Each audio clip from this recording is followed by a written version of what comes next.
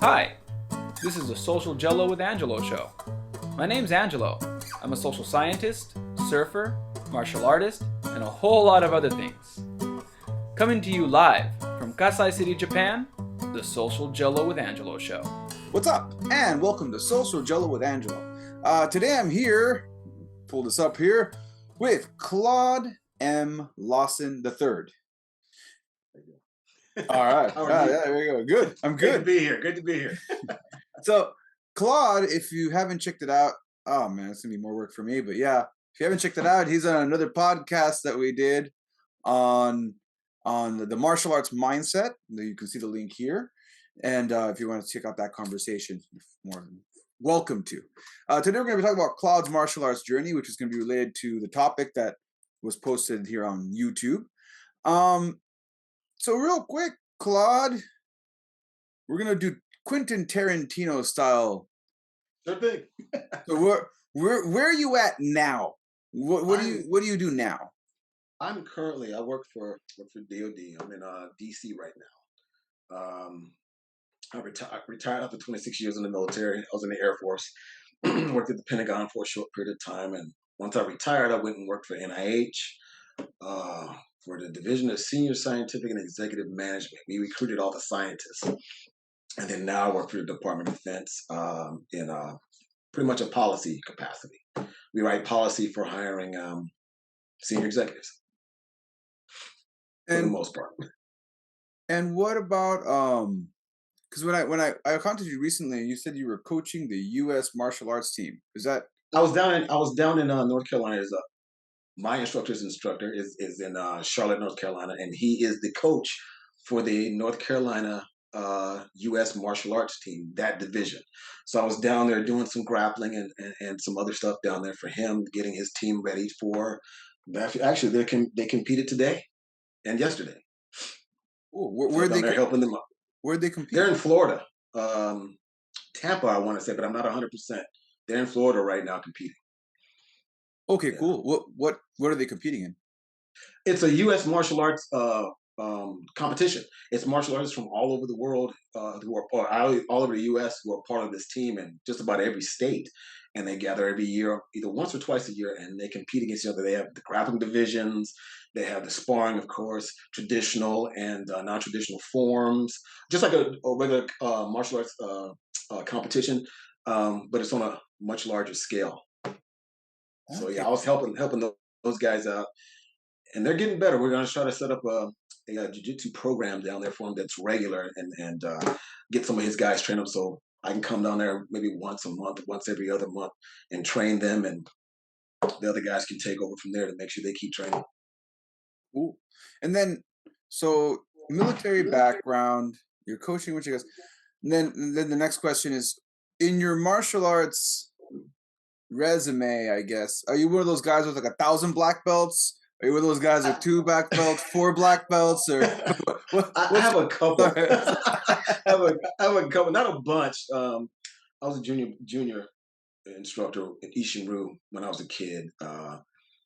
It's been so long, I don't remember anything from that, so I never really counted as anything as I got older. When I thought in Kajukenbo, it's something that I kind of just stuck with, and it just went from there 30 years ago. But jiu-jitsu, I have a black belt in jiu-jitsu, I have a black belt in Kajukenbo, if you know the Kajukenbo with an N and M with the M, and a Kempo, 5th degree, and a 5th degree in Kajukenbo. Okay, so is that Ed Parker Kempo that we're talking about? No, it's actually a Chinese, like a mixture of Chinese. My instructor's instructor not branched off, but created his own form, his own expression of Kempo / Kajukenbo. Okay, so he teaches both together. Oh, okay, so he's got his own Kempo system. Mm-hmm. And he's got a black belt in Kajukenbo, which is he's a 9th degree in Kajukenbo, which is common for anybody listening. Is kind of this is pretty common in Kajukenbo. Like my instructor has his Kajukenbo certificate, and then he also has a certificate in Wushu Kung Fu through Shizwell and Abad, who also had and again, his instructor too had a black belt in Kajukenbo, and then another system, a Hangwar system and a Kung Fu system. So like as you move forward in Kajukenbo, fuck. We're not going into the What is Kajukenbo podcast. I gotta say that. Let's stop myself. And if I take longer than a minute to describe this, we're gonna switch topics real quick right back to you. But to anyone listening to this for the first time, Kajukenbo guys have a lot of diverse backgrounds. That's what I'm trying to get at. Yeah. At the end of this podcast, what is Kajukenbo? You'll go there. There's a whole, like, over an hour conversation between me, UFC coach John Hackelman, who's more of a modern approach of Kajukenbo. And then we also have Ron Esteller, who's a little more of a traditional, but still has a modern take on it. And then we have one more person in there. I think a young cat was in there too. But either way, so it's like, that's a great podcast to check out to really in-depth describe what I'm talking about. But for you, the listener who's just came in on this, Kajukenbo guys have diverse backgrounds, which is why, like, someone asked me, hey, you should interview people from other styles. I'm like, I do. I'm going to get to that. I'm going to start people but the reason I enjoy interviewing Kajukenbo guys is because the Kajukenbo box is a way I can relate to them, but then also there'll always be something else every time. Absolutely. And that's what I like to talk about. All right. Did it under a minute? Yes. Okay. Great. Yeah. Yes. Got that done under a minute. I was literally telling myself. So let's work back. Okay. What was the name of that first style you trained in? 1975. I was 5 years old. Ishin Ryu. I was in Tampa, Florida.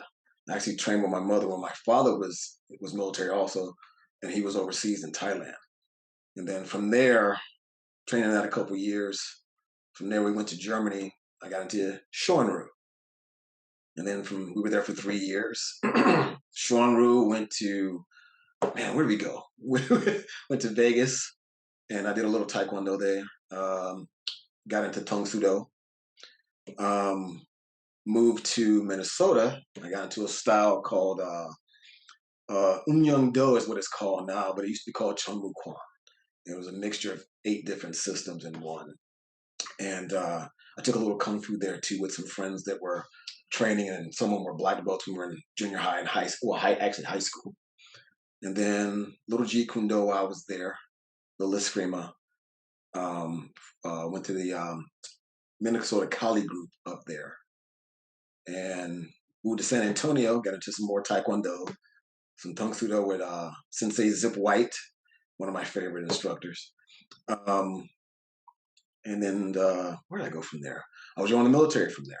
Oh, no, actually, take that back. I got into some Chinese Kempo with a guy named Mike. I cannot remember Mike's last name. That's probably a little bit after I graduated high school. And then from there, I came in the military and went to Abilene, Texas. Met up with Grandmaster James Cox, Abilene Kajukenbo kickboxing and boxing. That's where I started doing a little bit of kickboxing. And we got into jiu-jitsu in 1995 with a guy named Jim Chacon. And was that Jimmy Chacon? No, the Brazilian jiu-jitsu. Brazilian jiu-jitsu. Okay. This should we'll go a little deeper into that later, but yeah. Okay. So I got into there, and he was actually a white belt at the time, but he was teaching. He was showing anything he could. He was at college, and he brought that stuff back, and we were boxing and kickboxing with my instructor had a boxing coach there named Jesse Cantu, who was working with his kickboxing team and his kickboxers. James Cox is one of my very good friends. We go way back, and he's phenomenal. He's another person that trains Kajukenbo and Krav Maga, black belt. He's got a purple belt in jiu-jitsu. He's got brown belt and some other arts, I believe, and just constantly training and learning and growing in the martial arts. And I can never say enough about my instructor. We're only a couple months apart in age, so we're like really tight. Still, that's my instructor. All the respect given, but he's also one of my good friends. And then I trained in some Pikita Tirsi. You name it. Every couple years, I went and trained in a new art somewhere. I trained at Caesar Gracie School for a short period of time. Dave Terrell and I shout out these people. Dave Terrell got his black belt, and I called him to congratulate him because I had to stop training for a while because I was going to college, and I had a family of 6 at the time. And he goes, "Hey, why don't you come down and train?" I said, "Man, it's like an hour and a half drive." He goes, "Just come down. I respect the drive. Just come down and train." I trained there for about 2.5, almost 3 years. And his school is all no gi. They didn't do gi at all. Caesar School is phenomenal. Dave was just the jiu-jitsu at that school was just on another level. NorCal Fighting Alliance was a top-notch school back then, and I know he's made it grow even more now. Man, what else? I can go on and on. I actually went to a seminar at one of the shoot wrestling academies at a Kempo place and rode against some of their instructors during that time frame. And I tapped a couple of them, just training at Dave's school, and they wanted me to come and, be an instructor there, look at, learning the curriculum. And then I met Grandmaster Joe Davis, Senior Grandmaster Joe Davis, when I was stationed at Travis. He actually came to my house and trained in my garage school. I was teaching at the military base at the gym for a short period of time, for about 2.5, almost 3 years, and started doing the garage dojo thing. And he came by. I was training with him in American Canyon or something like that for a while. I love that man. He's that's a Kajukenbo treasure right there. Martial arts, Danzen Ryu. He trained with Bruce Lee. Man, I can't say more about him that hasn't already been said. Love that man. I just talked to him yesterday. I'm gonna call him later on the night also, so you can just shoot the crap, shoot the shit, But man, there's just so many. There's a lot. I trained in Jeet Kune Do when I trained got stationed at AFSOC Special Operations, and I wound up training with a guy there who was a black belt in Wing Chun and Jeet Kune Do. Posey Smith, I believe that's his last name, and Mike Watson is another guy, and had fun training with them. And I met my current jiu-jitsu instructor. It's always weird. You can't remember people's name. I can't believe that. I can't remember anyone's name. That's why I typed out your. I had to type. Talking to you. I had to type your name out before we started the podcast. I'm sitting here. I'm like, come on! I just talked to him. I'm like, come on, man. Here, see now I'm look up his name, man. Courtney. Gosh, Courtney Wesley, who he was part of Jeffersonville Vilhena or Equipo Vilhena in I think Marabá, Brazil. And that's who I wound up getting my black belt from. That's most of it in a nutshell. All right. So now we're gonna go in, break that down. We're gonna unpack a lot of this real quick. And absolutely. I know some of this stuff you can't remember too well. And while we were talking, I looked up some stuff. So let's share screen here real quick. Share screen. Make sure there's no porn. Okay, good. All right. Now. All right, good. Yeah, be careful. Make sure all my windows are closed. Okay, good. All right, now, so Ishin Ryu Jiu-Jitsu. You said you didn't know much about this one, right? That was not Jiu-Jitsu. Ishin Ryu Karate was what? Ishin Ryu Karate. Okay, let's go back. Okinawan Karate. Ishin Ryu Karate. Okay, so already that was the first thing. All right, here it is. Ishin Ryu Karate. All right, so that's an Okinawan style karate. And you said for this one you couldn't remember much about it. No, Ishin Ryu was my very first style. When I was 5 till I was about 8 years old, and then we moved to Germany, and I did a little bit of Shoin Ryu. Okay, so for anyone listening, Ishin Ryu this is from Wikipedia, so it's as accurate as Wikipedia can be. Is a style of Okinawan karate founded by Tatsuo Shimbaku in 1956. It's a synthesis of Shurun Ryu karate and Goju Ryu karate, and Kobudo, which keeps coming up, but it literally means old style or Okinawa. The weapons, it's the weapon system of Okinawan martial arts. I've heard a few people say this too as well. So you don't remember much of this style, but it does come from much. and then you jumped from there to Shorin Ryu, which is another Okinawan karate style. And where did you? So the Ishin Ryu, where was this again? That was Florida. That was Tampa, Florida, at MacDill Air Force Base. Okay, and then Shorin Ryu was in Bitburg Air Force Base. Okay. Yeah, it was Bitburg, Germany. Oh, okay. Oh, in Germany. Where my All dad, right. that's where my dad was stationed. That's what you're, okay. He's So you're in he's at the rec center. One of the military guys taught it. okay. At this point, you're in Germany, one of the military guys. And again, like in the military, there's speculation here, but I don't know. You're in the military, so maybe you can clarify this. A lot of military guys end up being exposed to Okinawan martial arts because of the base, right? Like if there's a base in Yeah. Okinawa, so I'm guessing someone left the base and started training with some Okinawan karate guys and just brought it back to the base, which makes it easier to Oh kind of yeah, a spread lot of that the out, right? military guys trained at most of the military bases overseas, especially Japan, and brought back some type of martial. Even my father did. Yeah, That's who taught me first. That's why got me so interested in it when he came back. And that's one of the reasons. He's one of the reasons why I didn't quit. okay. So there it is. Like, so there's that connection, right? And I know a lot of. So it's interesting. Like when I looked at Kajukenbo, they say there's some connection to the Okinawan martial arts.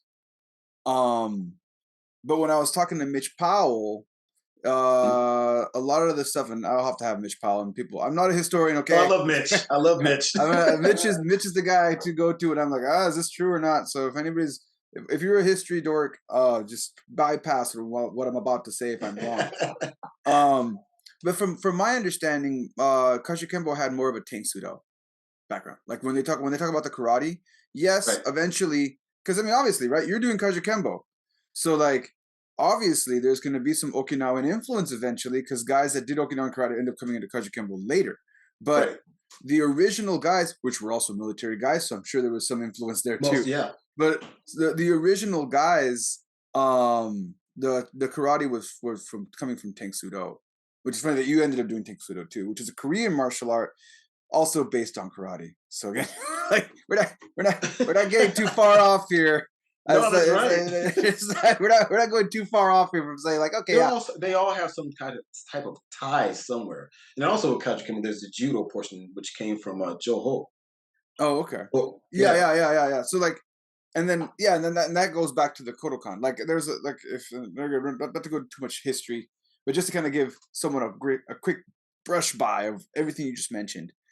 So you did some Tangsudo, and then from there, and just a little more history, which I think is interesting, is just that if you look at Okinawan karate is different from the mainland karate because it had again more of the Chinese influence. But arguably, some people argue that what's happening here is originally the Okinawan karate is different from the mainland karate because the mainland martial arts style was more for the samurai, and Okinawa and the mainland historically weren't like this. Japan wasn't as united as everybody thinks it was. Okinawa was kind of its own separate subculture, as they say in Ryukyu Kingdom is what Okinawa was before Japan came over. Japan initially came over because they noticed that their people and their martial artists were actually in shape.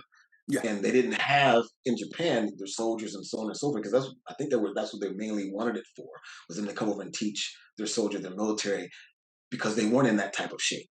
Yeah, they were mostly doing back then. I don't know historically here. I'm just gonna make a guess here, but a lot of the judo that you see comes from whatever original styles that they were doing back then over there.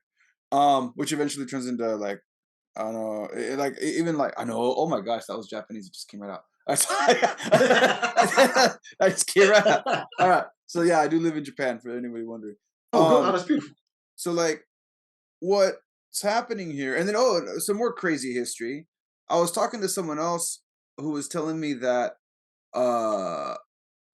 Korea originally had a style that looked almost Chinese influenced, but when Japan came in, they made it more Japanese, and then you end up with more of something that looks like Tangsudo and Taekwondo, because they kind of grabbed their original style, and I forgot what the name was. They told me what it was. I had this guy who studied like ancient Korean martial arts, and when I saw his forms and I saw his stuff, it had circular movements and stuff, which is kind of weird. And I asked him about it. He's like, oh, I forgot the name of the style, to be honest, but the historical thing there was the same thing, how Japan kind of influenced it and turned it more into like that hard style karate. So like, if you kind of look at it, that's where it came from. Now, for you, You did Tang Sudo. When did you? How old were you when you did Tang Sudo?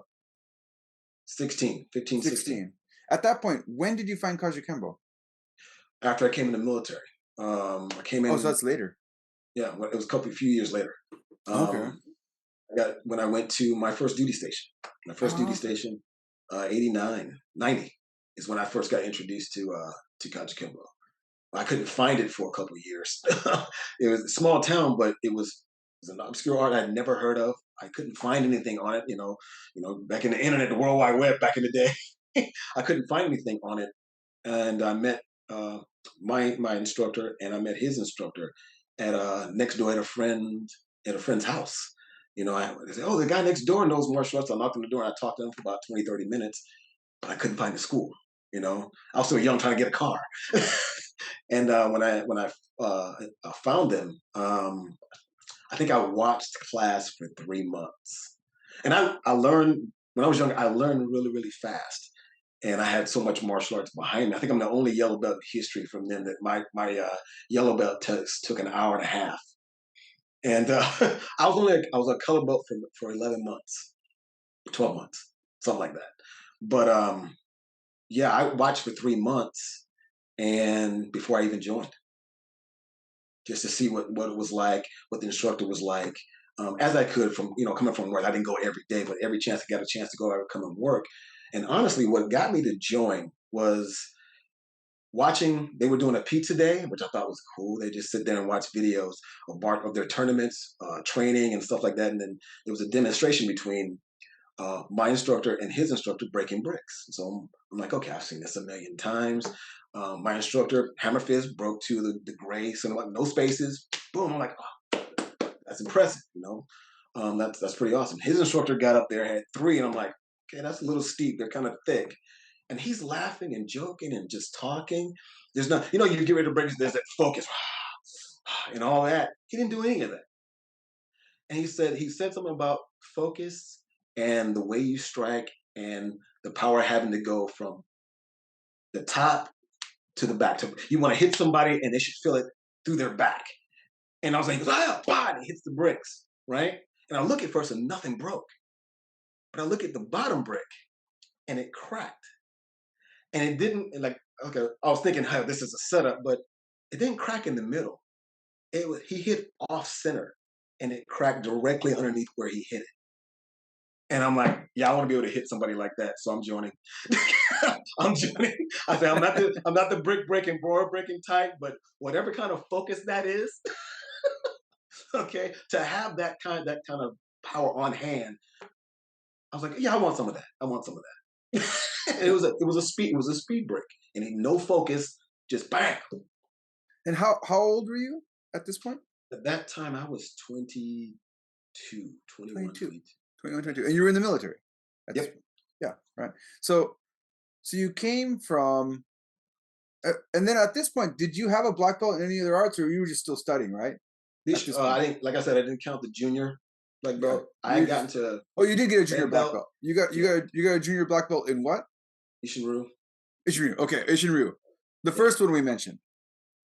Okay. Yeah. I'm just trying to keep up here. So That's right. so the Ishinryu karate was the one that you got your first black belt in as a kid, which you don't count because you were a kid.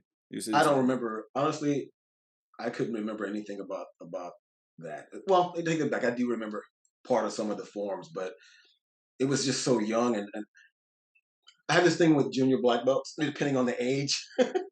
But I understand why people promote junior black belts. It's just something that I don't necessarily do, but I understand why. I understand people that do that. This is, these are the students that train with them all the time, and they're there from the time they're little kids all the way up. Yeah, I teach seminars most of the time, about 5 or 6 seminars a year, and I have a couple of students that I train around the neighborhood. I don't know if they love the way I teach, but they keep coming. But yeah, so it's one of those things where, yeah, I did it, but my red belt that I got is something that I think I learned a lot more from, and of course later on getting the Kajukenbo, definitely, because I was training 5, 6 days a week. I trained every day. I loved it. So, all right. So so you got into okay. So I know that's the other question I usually ask is like, what got you? What did you see as different compared to the other stuff you were doing when you found Kajukenbo? How was it different to what you already did? I guess yeah, we can still answer that. I mean, No, you kind of said it. You implied it a little bit with the breaking, like you were saying how in the other school, the other well, the experiences you focus. had, you'd have those people breathing a lot, and this guy was kind of just relaxed and chilling, and they were having a pizza night, and it was kind of a relaxed atmosphere, and all of a sudden, like he did the same kind of focus required, but the application and the approach was totally different. But what would you say, like even more so, once you started training, what were some of the differences you started noticing? Well, one was that we actually made a lot of the other arts during that time. They made the earlier time, Ishimu Shonron during that time, we made more contact. There was a feeling of toughness. You were growing not only in learning the art form, but physically. You were testing yourself, and you were growing. I could feel myself getting stronger. More confidence and everything. There was something that backed that up because I felt tougher, not tougher than anybody else, but I felt stronger. Um, and I felt healthy. When I got to Kajukenbo, the first 30 minutes, 45 minutes of it was a workout. You worked out because classes were 2 hours long. You worked out, went over your techniques, and you banged a little bit, got some bruises here and there. And the system wasn't so regimented. There was some freedom in it. And it focused a lot on how you moved. Not just you have to move exactly like this, exactly like that. You learn the movements, you learn the techniques, the proper form, the proper way to apply force and the punch. But there was a freedom in it also for self-expression, and I like that a lot. That a lot because I move differently than you move. You weren't forced to move like me, and I wasn't forced to move like you, and it was something that it seemed like it was encouraged. It was encouraged, and so yeah, it was my time, and it was my time to let everything go, let everything out, and I was able to. So just to clarify, like, so you were saying because mm, just to make sure, just to clarify, so Sure, like sure. when you're saying that when you started doing Kajukenbo, there was more contact in Kajukenbo. Yes, there's we Reyes, not that any other lineage is better than any other, but we come directly from the Reyes lineage, the hard style Kempo portion of that, and down through Lehu Reyes, um, Ali Dana Halewa, uh, Senior Grandmaster Richard Peralta. Those were our two. Any Kajukenbo that comes from those two people with the Kajukenbo with the M, you can trace your lineage back to those two people. If you're spelling it with an M and you can't trace your lineage back to them too, well, it didn't come from that line, and it was all hard all the time. I had the bruises, the cracked ribs, and everything else to go along with it. And I'm sure plenty of the other Kajukenbo schools train that way also, but I don't think they train like that as often as they used to. A lot of people now do this as the form of their living, their lifestyle completely, and it pays the bills and everything else. And I don't think people volunteer as freely anymore to take on those type of take on that type of contact anymore. Like I said, I understand it. I understand it because we didn't have a whole. We had big classes, but they're not as big as some of the karate schools I see. The classes aren't as big. Yeah, I think what I think and just to tell you like so you're saying your lineage is hard and you're not discrediting anybody's lineage, but some of the things you're saying like I'm just thinking about Hackelman's and if you don't know who he is, John Hackelman. Oh, I know John. My listeners, I'm Oh sure yeah, you know. anybody else? Gotcha. Anybody else who's just like, who's this John Hackelman guy? He's a guy I work with, and he's Chuck Liddell, UFC Hall of Famer, and multiple heavyweight champion of the world. Chuck Liddell's coach, John Hackelman's a Kajukenbo guy. His waiver states, "You will, not you may." You will. I I'm clear mind body. Oh. I have a clear mind, and I accept that I will get hurt and injured Hey, Not may. Like you see some not may, waivers are like not you may possibly. it's like that you may possibly get hurt, or you may possibly, and you accept the risk. So I will get hurt. I will get injured, and I will not come back and sue you. So like, but I just think that liability. Hey, When you're talking about like, oh yeah, I did, different lineages, but yeah, there's always that like there is that underlining clause that our waivers aren't they they're different. they're different. It's not implied. It is directly stated. And You're gonna get hit. yeah, you're gonna get hit. You're gonna get hit, and you are unfortunately. We are going to try our best as instructors to keep you safe. I'm just gonna put that out there. I don't want people to think that we're being obsessed, but it's gonna be, let me say, very challenging for you to get from white to black without some sort of injury. And we're gonna try our Very best hard. to avoid this. But I Yep. mean, just to be fair, and not to just like honk the Kajukenbo horn here. If you're doing Brazilian Jiu-Jitsu, the same thing could be said. Yeah, If you're going through Brazilian Jiu-Jitsu, get ready. I'm not gonna you're gonna shoot. get hurt. You're gonna get hurt. You're gonna end up at the hospital, and then hopefully, hopefully, if you have a good instructor and you don't have too much ego, that trip to the hospital won't be like an ER trip. It'll just be like okay, yeah, we need to set this, and you're gonna have to take like six months off Yeah, for it to get take some better, time. and you're You not need some gonna, Motrin and it won't be something like critical, but like it's gonna happen. It's gonna But happen. but the thing is with any martial art, and this again, my personal opinion. I'm not sure if it's yours. I'm speaking for you. Um, you have to get hit. You have to experience it. Otherwise, how do you know what you can and can't take, and how do you know how to apply those techniques and what it's going to feel like when you do make contact and what have you? I don't think as a martial artist you should think you should beat just because you take martial arts you can beat anybody up, but you should be able to defend yourself. Okay, there's no right or wrong technique, but you should be able to apply something to get yourself out of a sticky situation. And your main goal is to get home alive and with the least amount of damage as possible. But if you have never been hit before, you're going to get hurt. You're going to get hurt because most people are going to freeze up.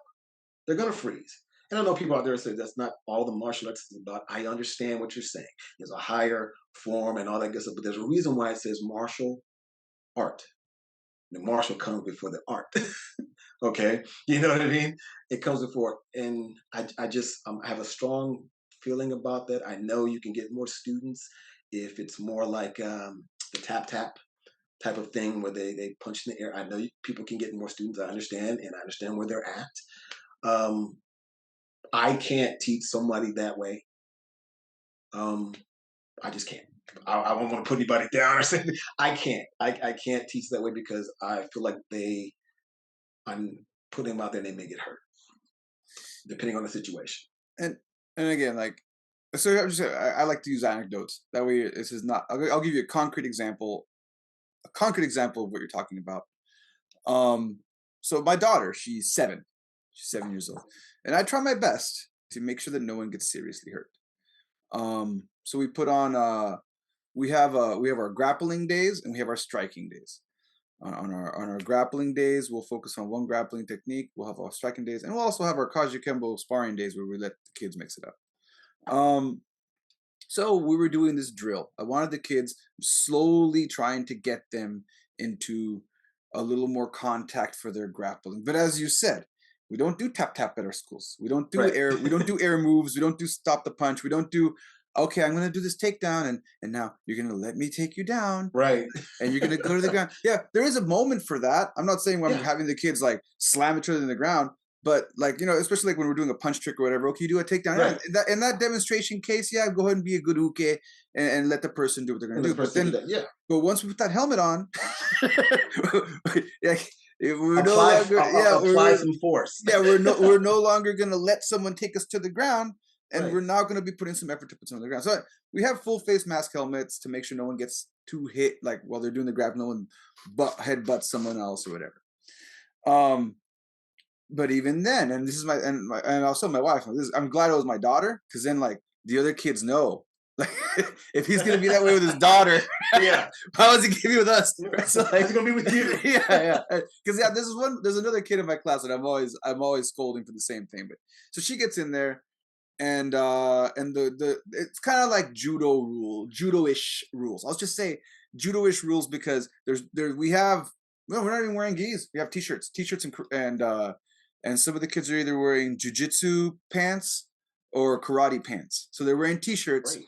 And they're sitting there and they're grabbing each other. And the goal is whoever takes down the other person first, 3 points. So the 3-point rule. In other words, 2 knees isn't good enough. If you have 2 knees and 1 hand on the ground.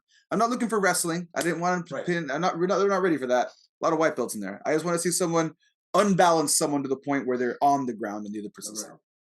So my daughter and this kid are going at it, and she's a yellow belt and he's a white belt, and he's older than her and he's bigger than her. I told her, she already knows. I don't care about that. You just try your best. And they're going at it, and it's taking a little longer.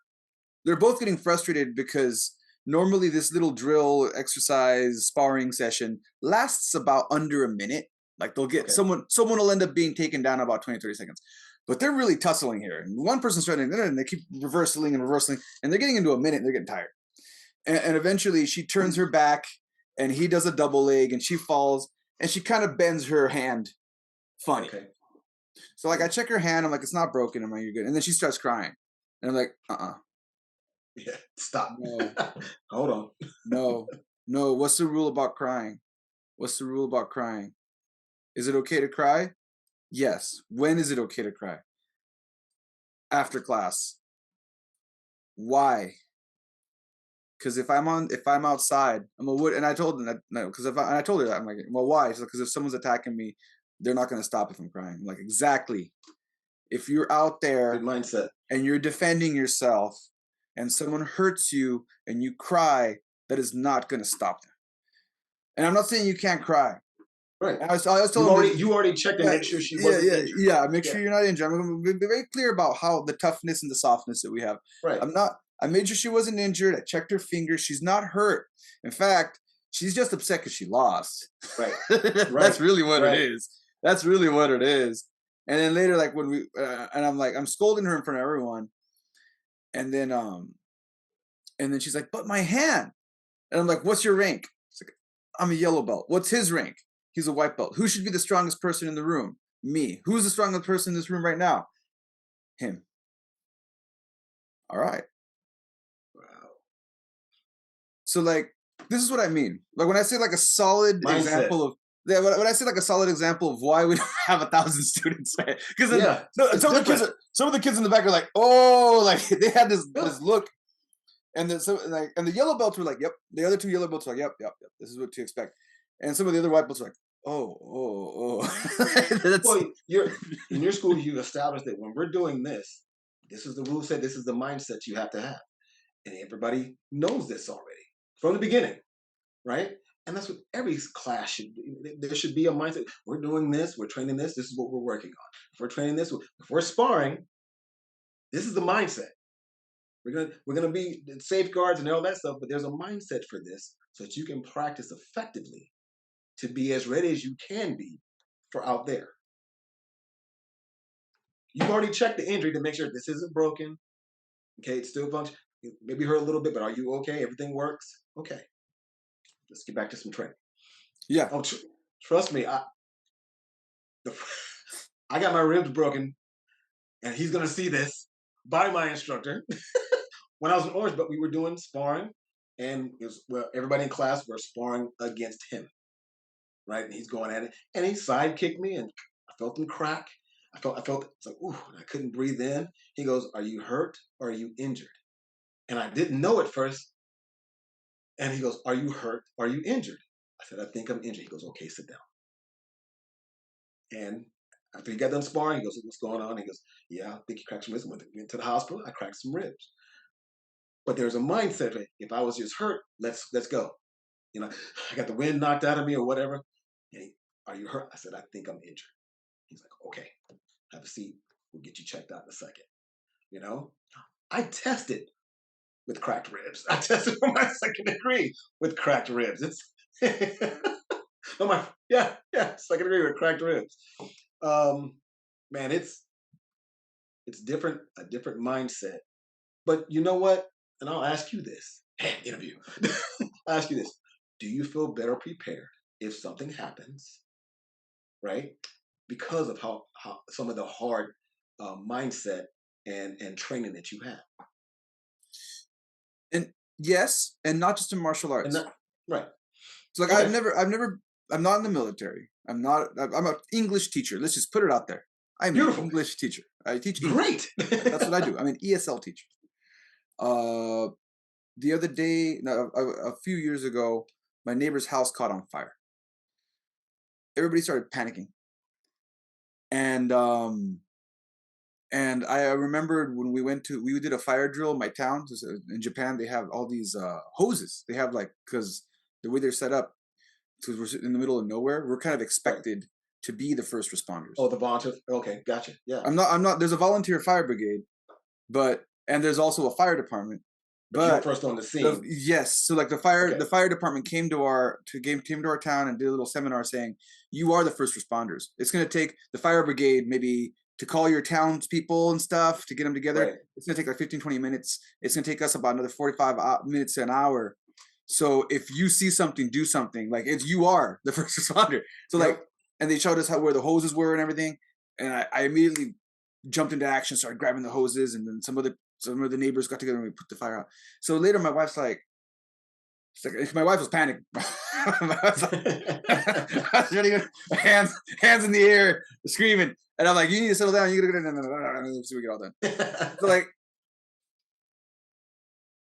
the contact, those intense situations, I feel Kajukenbo prepared me for that. That's not the first kind of thing. That's not the first time I've had that happen. When I was a tow truck driver, I had a forklift accident I had to deal with, and I'm still not that sure if that guy survived. But again, I was there first.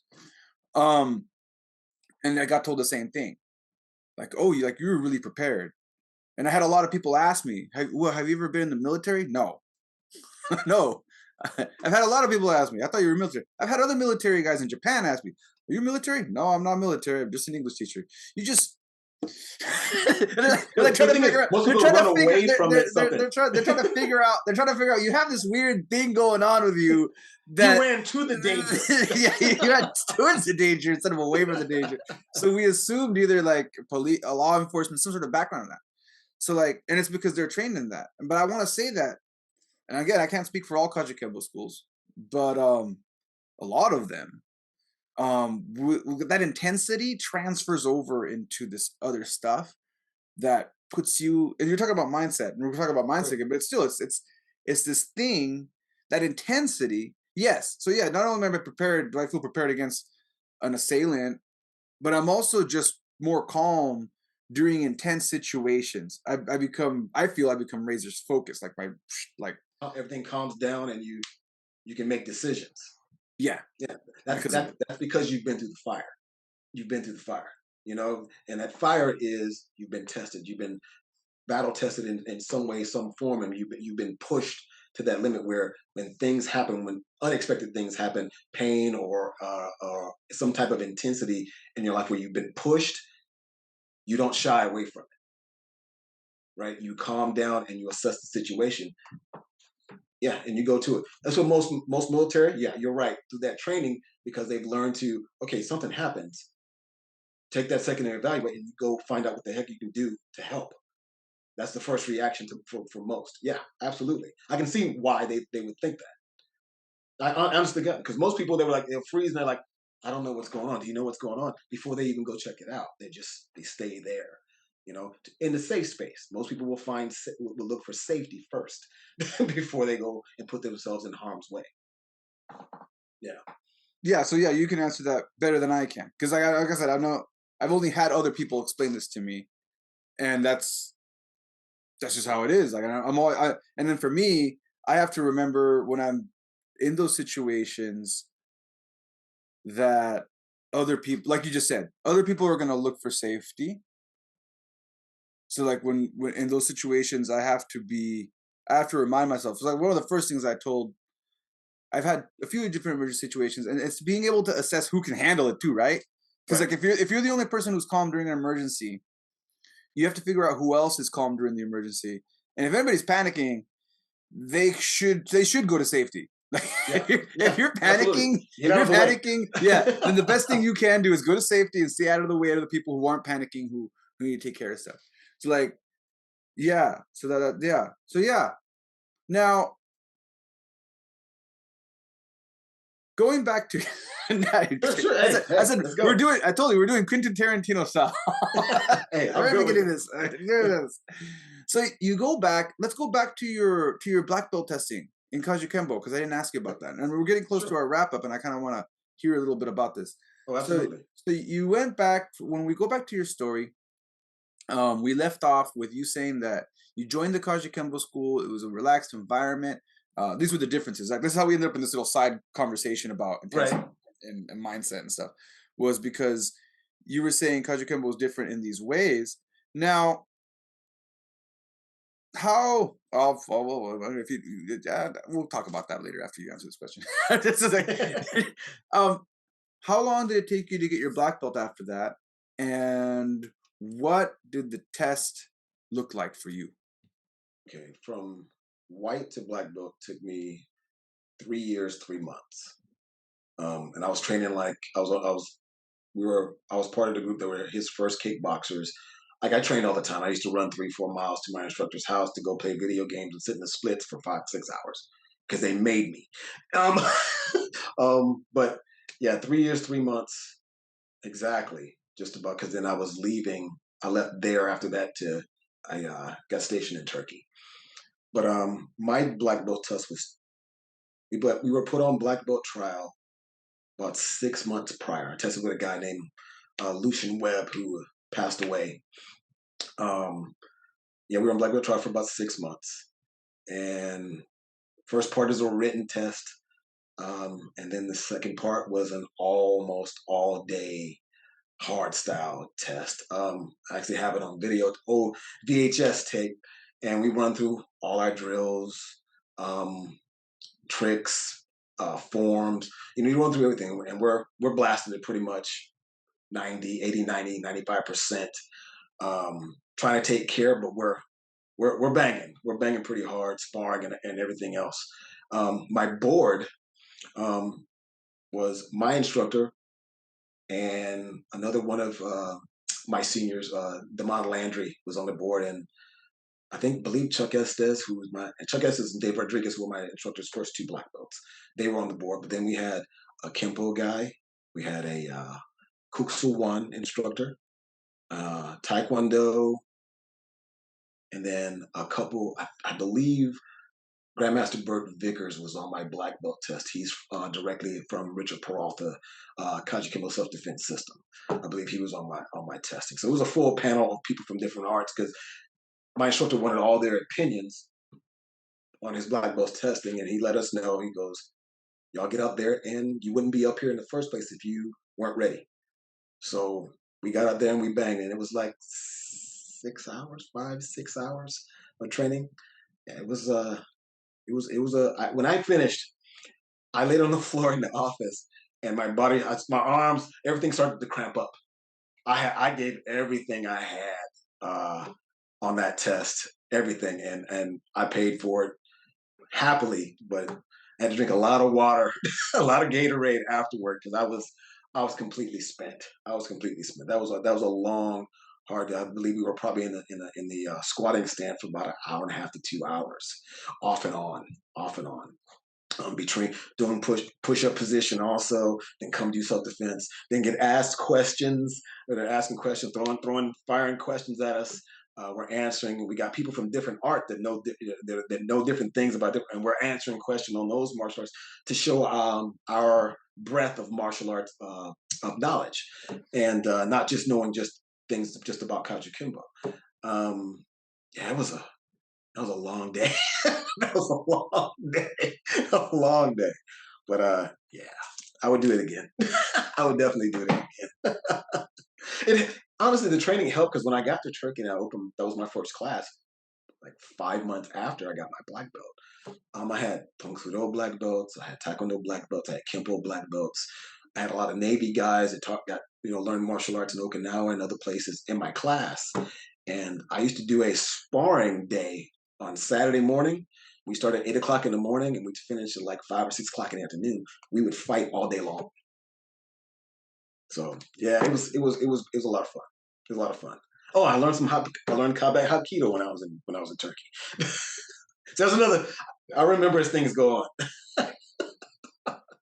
And that's the thing. Like, so I'm going to touch on two things that you mentioned because some people might be going, "What?" And then I'll touch on that in a sec. And on the what some people might be saying, "What about?" And I'll touch on that in a sec. But right. So a lot of Kajukenbo guys, and like I always say, it's not that I favor Kajukenbo. Okay, I love martial arts, and hopefully you as a listener, if this is your first episode, I just love martial arts, and many of the not many. I will go out on a limb and make a generalized statement and say all Kajukenbo guys love martial arts. And what am I saying here? Yeah, we love Kajukenbo, but because Kajukenbo is an acronym of mixed martial arts, more so, we love martial arts, like any style. Yep. We're just hungry to see and learn and experience different types of martial arts. And maybe not all of us now I can't generalize and say everybody has an open mind to different stuff, but we do have this drive to at least see what another style has to offer, because we're kind of in the formulation baked into our style is already the idea, that freedom of expression that you were talking about earlier. It's baked in to want to experience more. So like when you're talking about your panel had different people from different martial arts on it, right? So like, it's always strange I've met stylists, and I don't have anything against stylists. I've met people who love boxing. They are boxers and they love boxing, and I love to train with them, and I'll do some boxing here. Or they're Brazilian jiu-jitsu players, and they love Brazilian jiu-jitsu, and they know all these cool ways to use the gi and even someone's belt to do all this cool stuff, and they like to compete in only that, and they love that thing, and they don't want to do anything else. And if that's your thing, that's totally cool. Like in your journey, baked in was this love for this one thing, which is great. That's your thing. But what I would hopefully want people to understand about a lot of Kajukenbo guys is that baked into what we do, I'm already doing this, baked into what we do is this idea that we want to experience different martial arts, that's not uncommon. Like if it's your first episode, you're listening to Claude here say, I did take Sudo and I did it, and then I went over here, and then in Hungary I was doing this other style, and like, wow, it sounds like this guy like can't focus on one thing, right? But I know, right? But if you grab any Kajukenbo guy, you'll find out that a lot of us have very similar stories. Maybe there'll be less or more, but there'll always be a lot of them. Now, we're almost wrapping up, but there's two things that people might be tripping out on. Get your black belt in 3.5 years. And even some Kajukenbo guys might be tripping out on that. They're like, oh, you should get an 8. It should take 9. It should take your whole life. We're never going to give that to you until I die. I'm not giving any black belts to anyone. Right before I die, in my will, I'll let my colored belts know who gets their black belt. Yeah. Well, here's the funny thing about it, and I've had people say that too. I, outside of being in the military, I did Kajukenbo. I didn't do anything.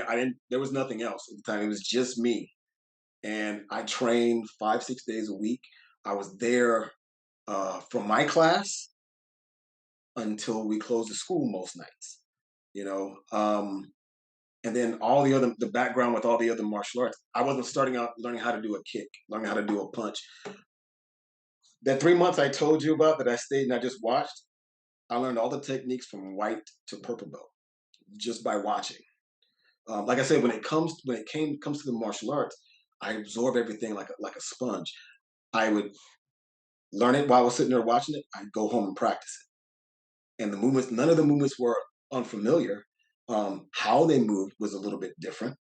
The intensity was a little bit different.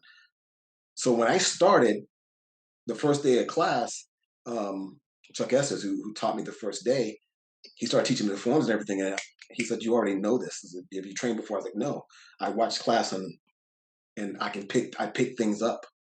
There was a guy named Augustine Lopez, Grandmaster Augustine Lopez from Spain, that came and did a form he made called the Sun Kata, and I learned it by watching it. I can't do that anymore. Brain doesn't work as well as it did when I was younger. But most I can learn. Yeah, too many hits. I still pick up things pretty fast, and I can learn things from watching it.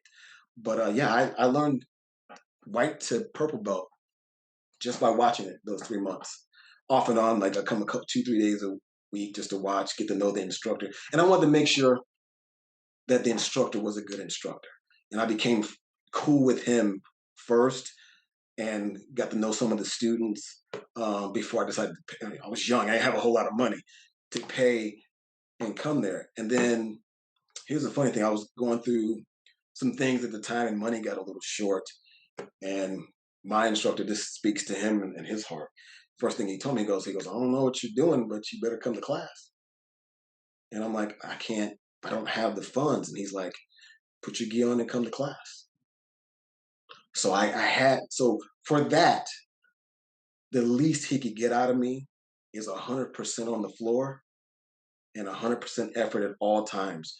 So you gave me that. You gave me that to help keep my sanity and everything at that time. Nah, I trained all the time. There was never a time that I didn't train. I trained morning, noon, and night.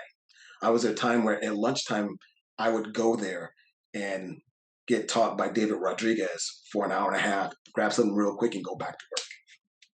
I didn't do anything else for the longest time. That was it.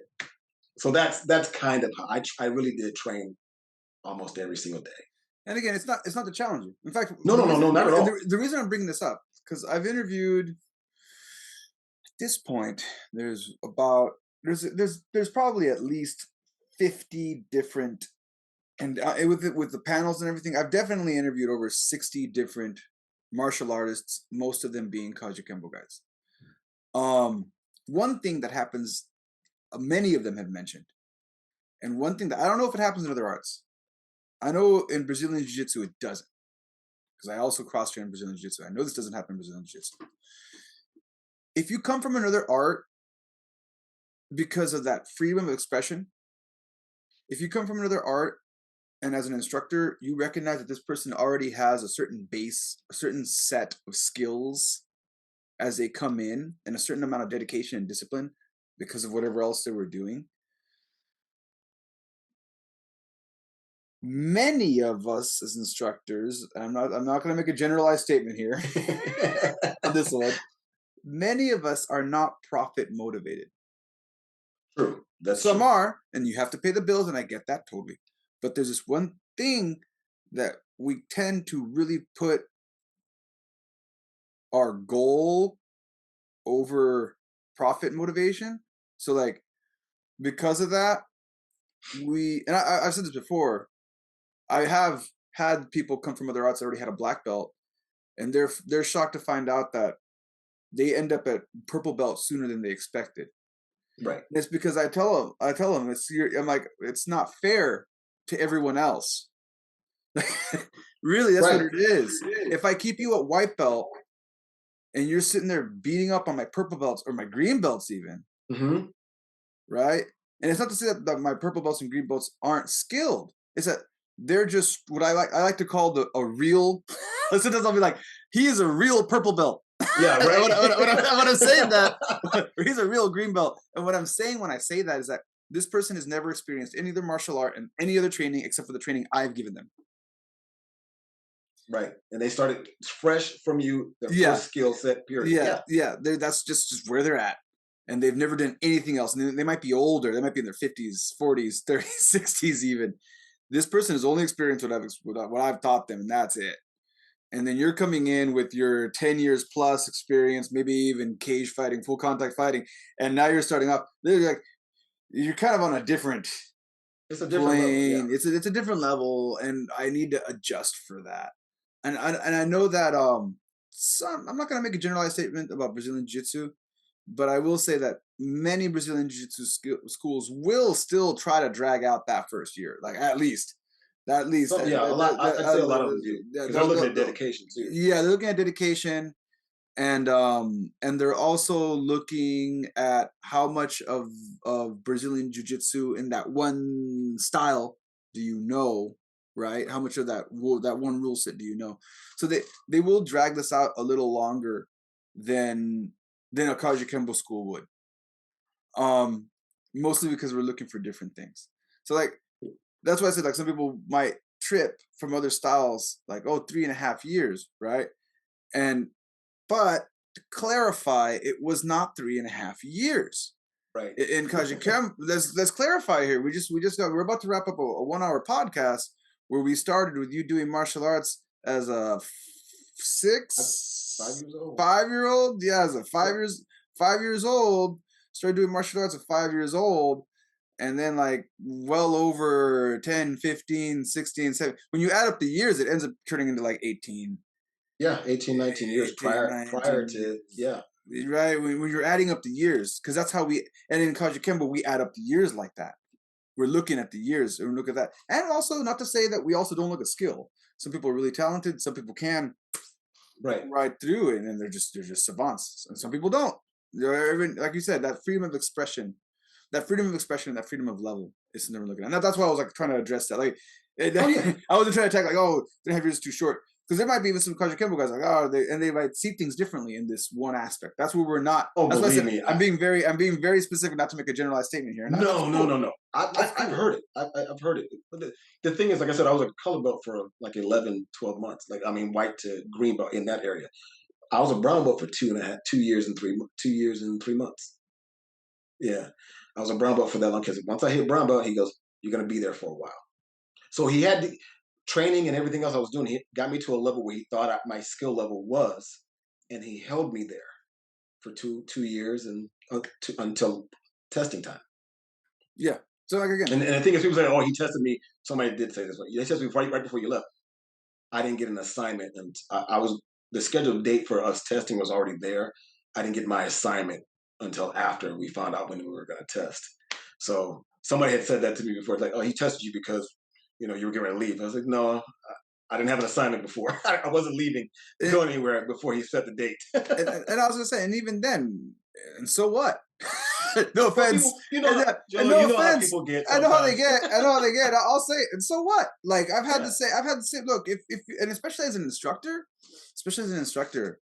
like it really hurts me as an instructor when I've put so much time and dedication to a student, and I see life taking them somewhere else.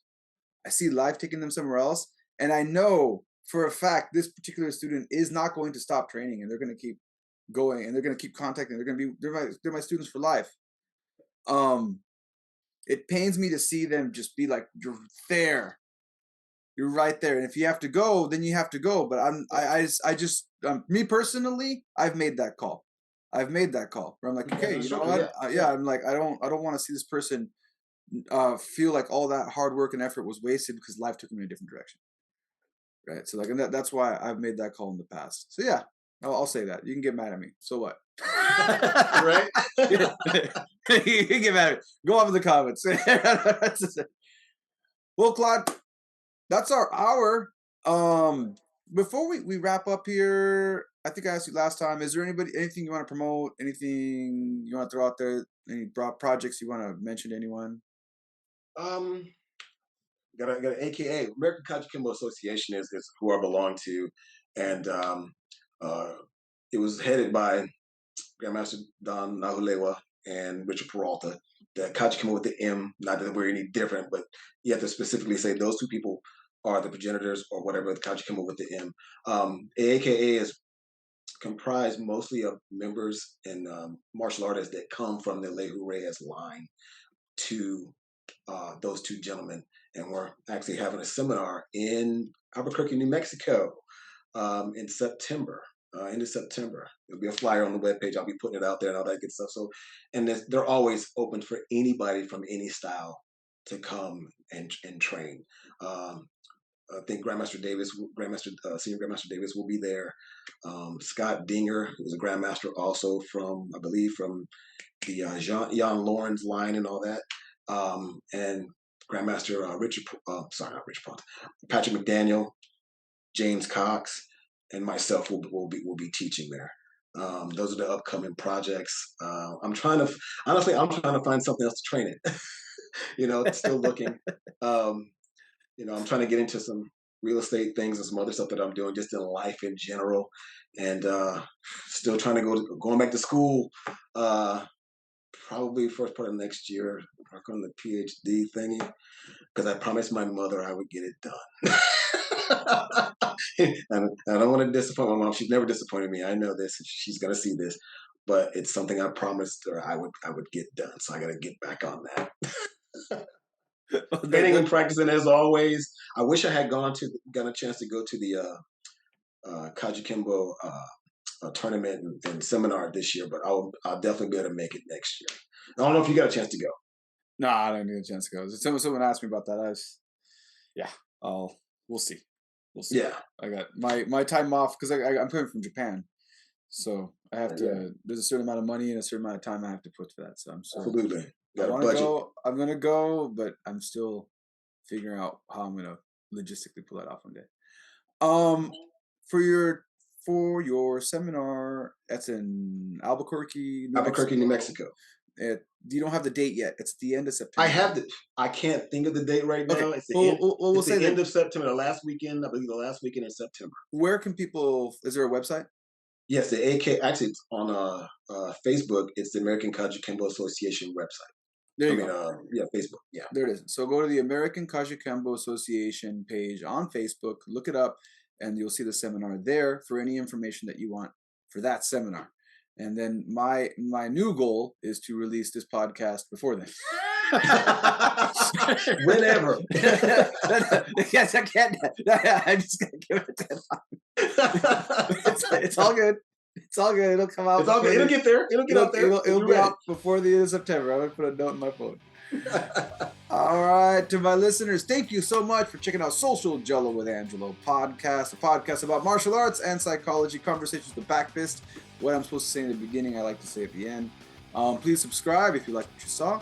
If you know any martial artists that want to be on the show, come from a different style, you're more than welcome to reach out to me at thesocialgelo@gmail.com. Catch y'all next time.